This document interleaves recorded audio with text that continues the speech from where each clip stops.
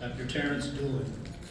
Dr. Terence Dulin is an orthomolecular biochemical nutritionist for over 30 years. I can't age. I don't worry about it. Dr. Dulin has been practicing for over 38 years and has treated over 50,000 to date. His topic today is methylation, the downstream effects. Give a warm welcome to Dr. Terence Dulin.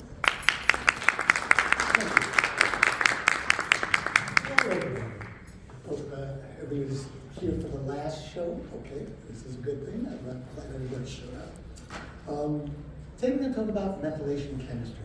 Everybody knows MTHFR, and everybody's been looking at MTHFR. What does that really mean? Well, MTHFR basically is a folate, and it works on folic acid. It does not do methylation chemistry downstream. What it does is set up methylation chemistry. So if you look at the chart here, I don't think I have it. If you look on the chart here, you'll see 5,10-methylene tetrahydrofolate on the bottom. You see MTHFR as it goes up. Okay. The 5-methyl tetrahydrofolic acid is what everybody's getting. It's what all the things you're getting in your vitamins, what everybody's putting out, what everybody's pushing into everything. But what does that really do? Well, it sets up B12.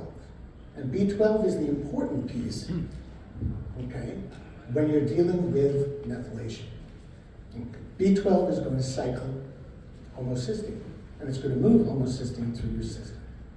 Homocysteine has a lot of different pieces that it does. It can cause heart disease, but it's also an intermediary between the recycling back up for methylation chemistry and for the transsulfuration and sulfuration pathways. So when you're looking at homocysteine, you have to say to yourself, am I testing for it? Am I looking at it? If you're not testing for homocysteine, then you don't really know what your methylfolates and your methylcobalaminants are actually doing. So in this case, you got to run a blood test and see, does the homocysteine level, is it high? Is it low? Okay, if it's low, then you have to say to yourself, why am I giving methylfolate? If it's too high, then you need to give methylfolate. Okay? The other amino acids that are involved in methylation, methionine, sarcosine, serine, glycine, cysteine, cystathionine, are all available if you run amino acid tests. This will include the homocysteine and everything, and it gives you an idea of what the chemistry is actually doing. This way, you get an idea of all the metabolism pieces that are occurring, and you can relate them to the genetics. Okay? When you see this, you're saying to yourself, oh, it's a lot of different pathways doing a lot of different things. Yes, methylation is a lot more complex than just MTHFR. MTHFR is just one aspect of the whole methylation system. Homocysteine can go down and make your transsulfuration. It can make glutathione. It can turn around, and that is antiviral, anti-tumor, anti-cancer, and detoxification. It can be dumped out as sulfur. It can turn into a number of different things. One of the things that cysteine does when it's manufactured is helps in your insulin production. If you're not making that correctly, you're going to have insulin problems. You're going to have issues with that. So, basically, CBS and CTH are the genes that take homocysteine and lower it down into the cysteine glutathione pathway. So what you're doing with the CBS and the CTH, are you testing for it? Are you looking at it? CBS can be downregulated or it can be upregulated. Now, if it's downregulated, it means that the CBS gene is not going to allow homocysteine to move down that pathway with any degree of alacrity. It's going to be very slow. And that means you're going to jam up homocysteine all the time. That's a problem. If it's upregulated, then the bottom line is it's going to pull that homocysteine out. If you're not compensating it with your diet, and you're not making sure you're getting enough methionine in to actually make more homocysteine, you're not going to be able to make cysteine in the system at all. And that's going to be a problem. CTH is at the center of that pathway between cysteine and such. What it does is it jams up. It's going to back up the whole system across the board. You got to know that. You got to know whether these are upregulated or downregulated. If you're not looking at that, you're not going to be able to tell what methylation is really doing in your patient, nor are you going to be able to follow it. Now, also, you have to figure that these have cofactors and things. CBS, CTH, these are genes that control enzymes. And those enzymes need cofactors and secondary pieces to work with. One of them is water. Gotta have water. Hydration becomes really important to removing any of the sulfuration systems. And you've gotta have B6, but B6 in a specific format. If that's not present, you're not gonna be able to have that enzyme function in high gear, you're not gonna have that enzyme basically working properly, and your homocysteine levels are gonna bounce all over the place. So when you see here, you gotta check NBPF3. That's a gene that controls how much B6 is absorbed and used in your system and how fast it disappears or doesn't disappear. In this case, this is a downregulated one, and it lowers the amount of B6 that can get into the system. And if that's low, that means when you're treating a patient, you have to know that so you can give more B6 so that you can compensate for the problem. Okay? That also, in this pathway, you need water, you need a niacin derivative, you also need magnesium. Well, you need all of these together. So you have to make sure that when you're putting together a protocol and you're looking at homocysteine, all of these are accounted for. If they're not accounted for, you may see the homocysteine not move. And then you're going to say to yourself, well, nothing's going on. You may see the homocysteine drop suddenly really fast in the case of upregulation, and then there's nothing there. So these are genes you really have to understand and know as you're doing. Now, homocysteine, you put in your methylfolate, and it goes up and it makes methionine.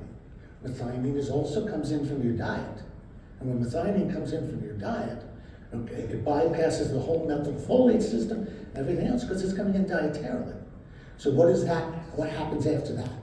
Well, methionine metabolizes into SAMe, which is one of the most important methyl donors in the entire body. And it does it with the MAT1A gene and the presence of ATP. Everybody's always talking about energy and ATP. Well, ATP makes this mechanism work. Now, the MAT1A gene can have reductions in its functionality, which means that it's functioning at a lower rate. Now that, you can tell if you're running an amino acid scan, and you see they've got high methionine levels, and they're not having a high methionine diet. So then what happens? Well, it's not moving across, you know the MAT1A is a problem. Or the cofactors may be a problem. AMPD1, ATP5C, ATP5G, all of these are producing ATP in the body. AMPD1, what it does is increase, okay, the exchange of inosine and adenosine, back and forth, back and forth. That's recycling what is called purine nucleotides. And that's one of the major ATP functions you need. The ATP5C and ATP5G, that's your mitochondria. That's all the electron chains. Now there are a lot more genes than this, but I'm just using these as an example. If these are downregulated, you're going to have less ATP function. If you have less ATP function, you're not going to be able to activate methionine, and you're going to have patients who are going to show you tiredness, they're going to have energy drops during the day. All of these things would be related to this. So you've got to check and see where this is going. Now that you got S-adenosylmethionine, the next step is that it has to give off a donor of a methyl group, and that methyl group then does a lot of different enzymes. And how does it stay in sync? If it drops out too fast, then all your methylation chemistry shuts down. If your methylation chemistry shuts down, you got a lot of problems. The GNMT gene, what it does is it allows S-adenosylmethionine and S-adenosylhomocysteine to remain in sync, back and forth, back and forth. And it does it through glycine and sarcosine. So if you're looking at your amino acid scan and you see glycine and sarcosine are out of balance, then you know right off the bat that there's a problem with that gene. And you can test for that gene also. There's also another gene involved here, NNMT. It's a niacin gene. What it does is it turns around and it grabs a methyl group and it removes it and takes it out of the system. Which is why a lot of times you'll see people take a lot of niacin and their liver blows up. That's because it's pulling all the methylation out. And that's not allowing the body to actually turn around and complete its detoxification, which is phase 1 and phase 2. A lot of that is in there. GNMT and NMT, these are the main ones you're going to see for that exchange between the two.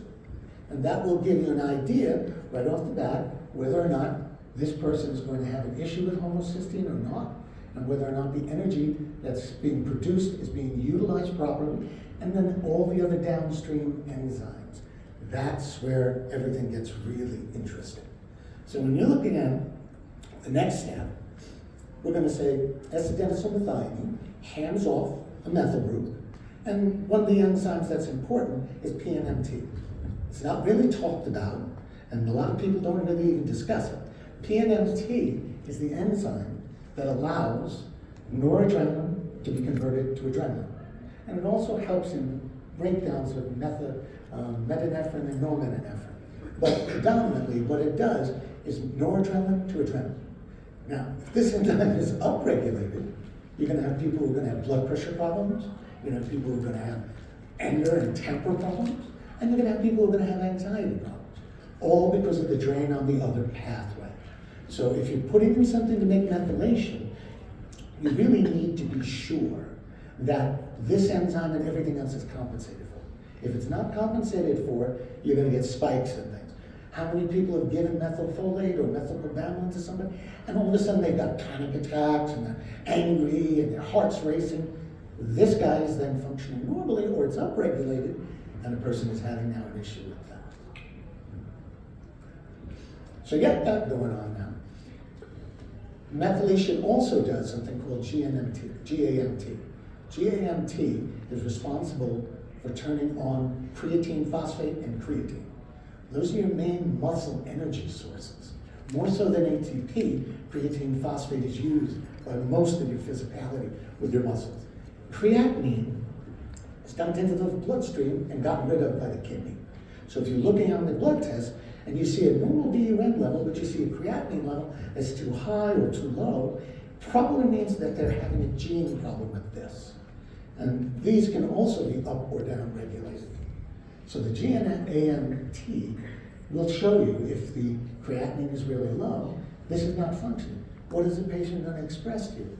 They're going to be tired, they're going to have muscle cramps, they're going to get exhausted very easily. All of that is going to show up. And you can see it on a regular blood test as well as an amino acid scan. As we move down, HNMT. Now HNMT is really important for histamine on all of the histamine systems.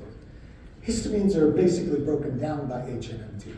HNMT basically works in the circulatory system, the skin, the respiratory system, not in the GI tract. The GI tract is more of the DAO and your AOC1 gene. HNMT basically is going to remove it from your bloodstream. This is one of the ones that you have a lot of variants here, you're prone to anaphylaxis. It's going to happen. One of the chemicals that it makes when HNMT is working is 1-methylhistamine. That is another chemical you can test. You can look into a bloodstream and you can basically see if this is high or low. Now, why is that important? If it's high, it means HNMT is working. Now, if you can't get rid of it, the MAO enzyme becomes the problem. MAO is monoamine oxidase. It's one way that the body gets rid of methylhistamine. But MAO can be upregulated and downregulated just the same. MAO has a lot of different, these are just some of the HNMT genes. I get a little ahead of myself. The HNMT genes that you can see and you can look at. Remember, genetics is always a chorus, it's never a single gene. And it's never one single gene that they show you. So when you're looking at genetic tests, if you're only looking at one HNMT, you're missing all the others. And that is not going to give you a better outcome with your patients. Okay? Now the MAO system, these are increased, upregulated MAO. They're going to pull down things. MAO is responsible for not only getting rid of the histamine, right, but it's also responsible for neurotransmitters and phase 1 liver detox. If they're upregulated, these are going to be working like crazy. And they're going to be breaking down neurotransmitters and everything else. You have to know that because MAOs are basically made from vitamin B2. So if you're giving B complex, you better know if their MAO is high or low. Now if it's downregulated, your detoxification systems are going to be in big trouble. You're not going to be able to detox people correctly because you're not going to be able to turn around and remove things correctly. So the MAO, they gotta be careful. It's going to affect neurotransmitters, dopamine, norepinephrine, epinephrine, serotonin, are all broken down by MAO, okay, in their pathways. Liver detox, broken down by MAO. If you're trying to give nettles or you're trying to give some sort of milk thistle to detoxify the liver and their MAOs are all downregulated, it's not going to work. You're going to back up and the system is going to have more issues across the board because you can't get out the detoxifier now. So you've got to really look at these if you're going to be using any of these for genetics. The last one we want to really talk about is COMT. COMT is really important for not only detoxification, but it controls breakdown of hormones. It also turns around and makes neurotransmitters move down, breaking them down. Again, can be upregulated or downregulated. If the COMT is upregulated, then it's going to break down the neurotransmitters really fast. If you put in a lot of methylfolate and methylcobalamin and you crank it up the methylation sequence, what's going to happen? The COMT is going to become hyperactive, and you're going to see suddenly women have period problems. Why? Well, the COMT is breaking down their estrogen really fast. COMT affects neurotransmitters. You're going to see people suddenly developing anxiety, panic, depression, all of these things. You'll be like, what's going on? If they're upregulated, it's going to keep tearing these neurotransmitters down and removing them. And again, upregulation helps your detox pathways, but only if MAO is in sync. If it's not in sync, you're going to have half the detox working, half the detox not working. That will jam up the system. And this is another example of downregulated COMT. So when you get your genetics screening back from things, make sure that it's not just one gene. If they just put COMT and they say it's responsible for this, it's not really true. There's hundreds of these. And you really have to know whether you're predominating in one direction or another direction. So the COMT causes that, and that can affect the whole system's basic balance. If you're going to give methylfolate, these are the things you need to know. And if you're going to do methylcobalamin, which is the active piece, methylcobalamin is what makes the final exchange from homocysteine to methionine. Methylfolate just sets up methylcobalamin. So if you're looking at it from that standpoint, we go back to the front.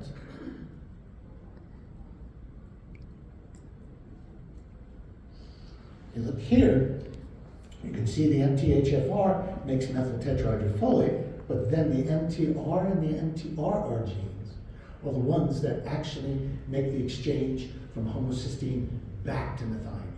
If you do not know whether those are normal or abnormal, methylfolate or what you call cobalamin could be the wrong choice.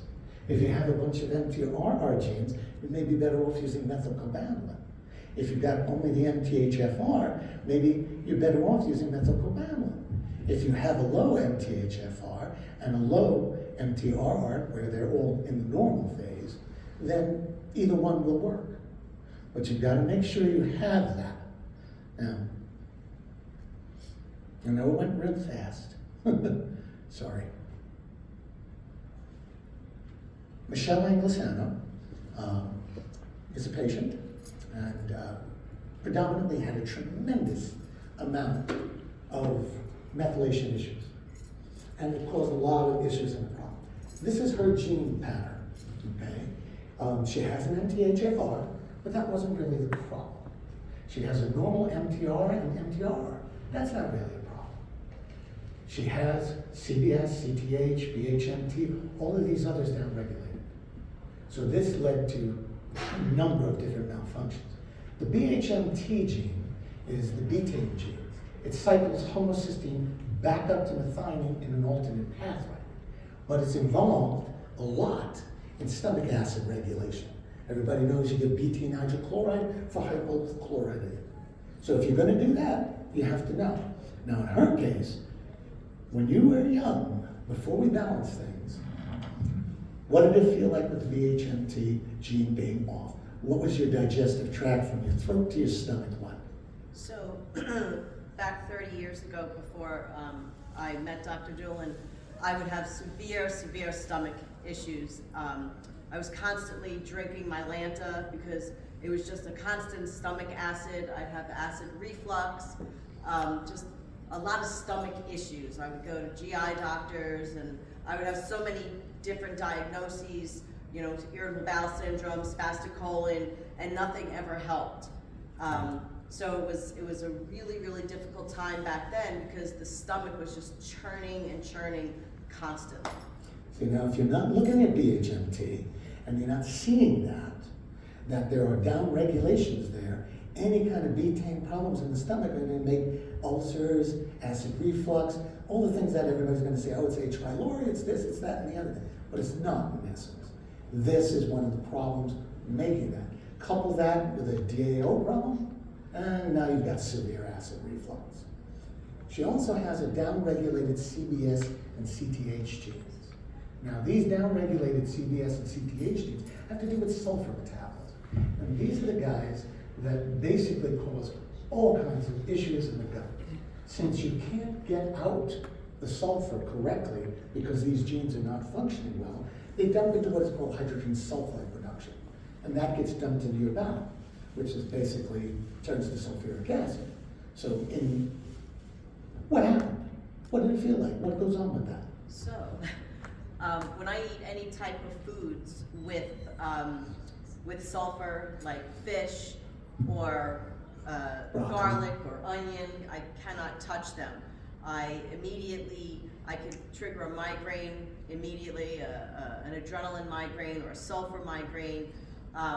My stools will become yellow.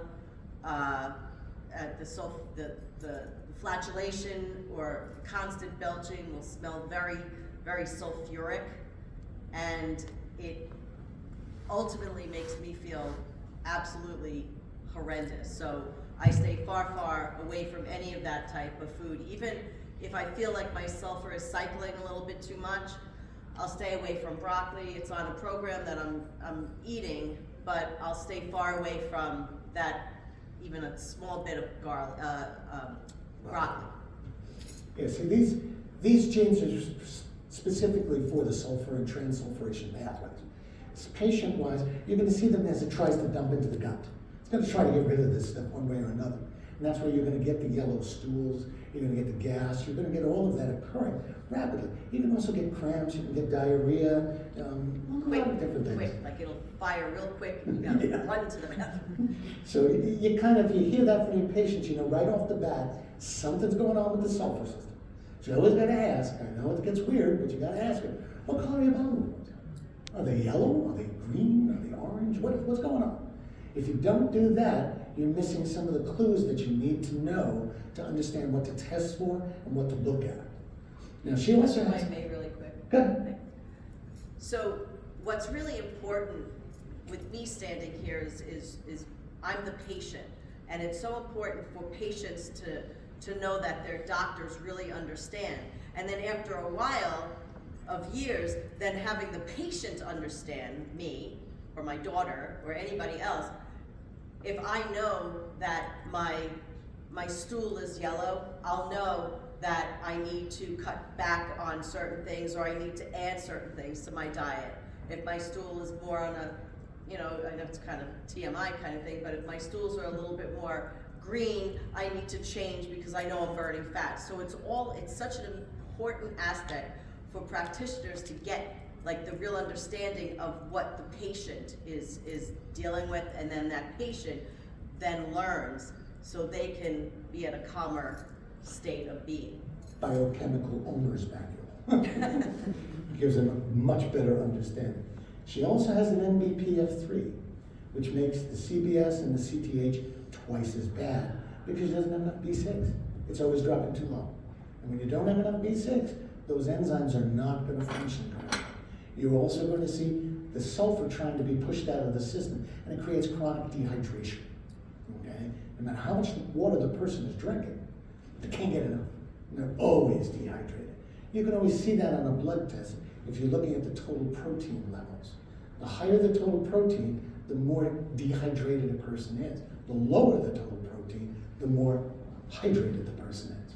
Now, this is not going out of range. This is within the normal ranges. Most amino acid scans and blood workups, you're not going to see them out of range unless there's a specific disease pattern. What you're going to see is overloads and underloads in that pattern of blood work. Now, the last ones, and these are the ones that nearly killed her, was the MAOA and the COMT. She does not detox. She has down regulations on both, which means medications, foods, things like that, they stay 10 times longer in her system because she can't detox. When you give her detox agents, she can't detox them either. So now everything backs up. You'll see liver enzyme bounces and everything else. In this particular case, how all this came to fruition was a doctor gave her a sulfur antibiotic for urinary tract infection. And being that she has all of these genes that nobody kind of knew about, but we had an understanding, that immediately kicked things in. And go ahead, tell what happened with that one. So I am a person who goes to the gym often. I'm a fairly active person. So I took this antibiotic, and within, I would say, I don't know, 4 days, within 4 days, I just felt completely depleted of any type of energy. I had really, really bad pains in my liver, I felt like it was being pulled. I began getting a rash on my body, my back, and I just felt sick. Like, I just physically felt sick. I had so much acid reflux. The only thing I was really able to eat was a bagel with, he kept telling me to eat a bagel with a tremendous amount of butter on it to cut that. And I'm a small person to begin with, and I shrunk down to nothing because it was just, I was so ill. My bowel movements actually turned black with white. My bilirubin was up to 19, my AST and my ALT was, I think the highest was 1900 on one of them. So I was kind of a walking dead person. And I cannot, any type of medication I take, which is, I never take medication. It's exceedingly rare that I'll take any type of medication. And when I do, even if it's a non-sulfur, non-methionine methylator, I just get so nauseous. I get so tired. And then my adrenaline will spike, and I'm just a mess. Well, see, this is what in essence happened is the liver went into failure because it could not remove the antibiotic. Any drugs that she's ever taken, even detox stuff, did not work. So with people like her, when you see the CBS and you see the MAO and the COMT, you have to be really careful to give them the smallest doses so that you know what you're doing and why. Otherwise, you can overload this system so quickly and it takes forever for it to go away. Now the bad news, well, good news and bad news, is her PNMT gene is normal. Her NNMT gene is normal. So those, when you hypermethylate because you're stuck in that system due to the CBS and CTH, you fire a lot more adrenaline. And the adrenaline gives people temper, it gives people anxiety, it bounces blood pressure really rapidly. Many people will have this gene and nobody's looking at it, nobody's thinking about it, but if you're constantly firing it, you're going to have endless amounts of blood pressure problems. It's going to spike and go down and spike and go down. So if you've ever seen that, you got to look at this pathway, and you got to look at the PNMT gene and see if that is actually a problem. Because if it is, and there's an MAO and you can't get rid of adrenaline, you know that that person is going to have blood pressure problems that cannot go away with medications and don't really respond to most of the normal treatment. You have to approach these differently. You have to see them from a different standpoint, otherwise you're not going to be able to pull it down. In her case, how bad was the temper back in the day?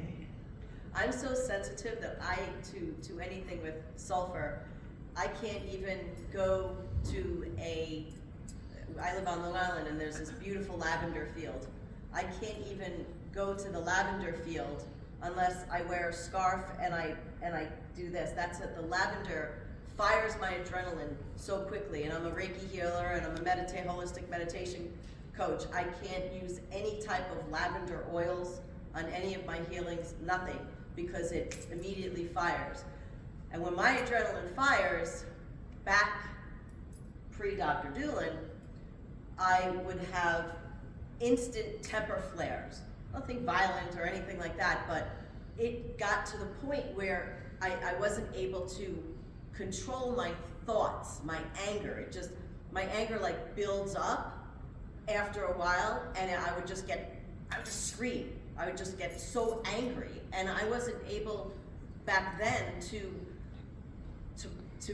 talk myself down because I didn't know what the hell was wrong with me. It was so frightening back then because I also had severe anxiety and panic disorder.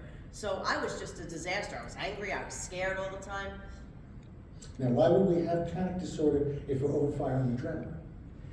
Because that's a separate biochemical pathway that needs to be filled in. There's genetics involved in making tyrosine to dopamine to norepinephrine. For that whole pathway to function, it's a whole other ballpark. But if you've got a POMT gene, you're going to be prone to firing adrenaline, and you're going to tear down that pathway really rapidly. If you have a COMT, problem, on top of it, it's going to push the adrenaline straight up through the roof and then crashing into the floor. So you're going to see patients who are going to have this temper and anxiety at the same time. They're going to tell you they're tired and wired, and you're going to be like, what is that? That's when you have to look at that. Now, after my 30 years of having my chemistry on a more balanced level, I'm able to, with all my meditation, eating correctly, not eating just healthfully, but eating foods that are low in sulfur, low in methionine. It'll take me, I still have a temper, I'm also a redhead, so, but I still have a temper, but it takes me a little while. It's kind of like, maybe your patients might say to you, well, I just feel like it's like a thermometer. I just go up and then I stay and then I go up and then I get to this point, I'm like, oh my God. Now I'm able to regulate myself with meditation and certain foods when I feel it, that I'm able to just stay at a equal mind-body connection. Yeah. A lot of meditation, a lot of wellness, mindfulness, all of that helps tremendously. Okay, but you give somebody who's got this defect a high dose of methionine food and a high dose of methyl, and they are going to fire no matter what. And those are the people that can't meditate, can't think, can't do any of that. So in these instances, what you have to do is look at the genetics, the blood workup, and the symptomatology. Putting that all together gives you the most accurate look at that patient and gives you an idea how to treat them without it becoming an issue. Okay, so, questions?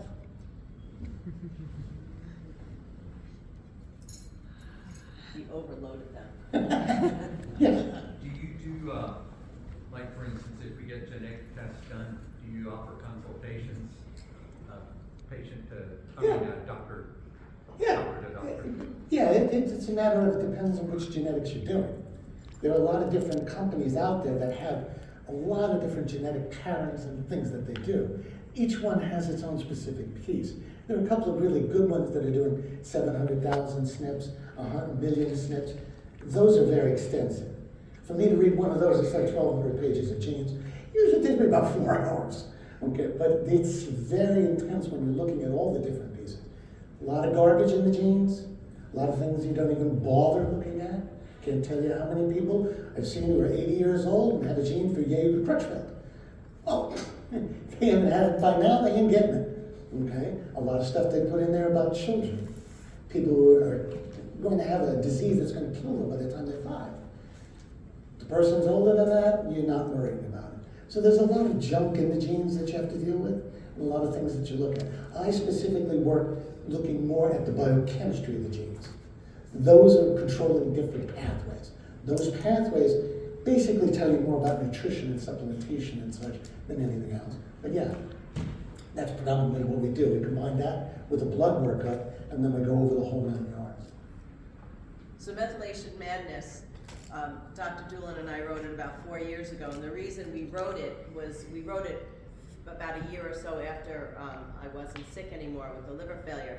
It was because I really wanted to be able to have his knowledge go out to other people like me, because there are times where, back when I was younger, in my 20s, I'm 55, you know, I thought I was going crazy.